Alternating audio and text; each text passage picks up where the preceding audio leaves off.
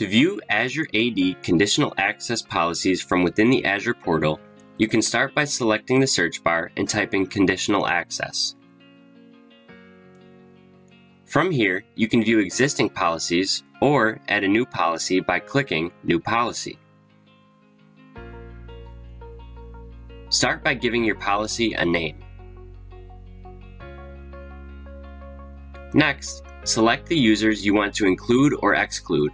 Exercise caution when selecting all users so you do not accidentally lock yourself out. Next, select which applications this policy applies to. Then, set which conditions you would like to configure in the policy. The Grant section controls access enforcement to block or grant access.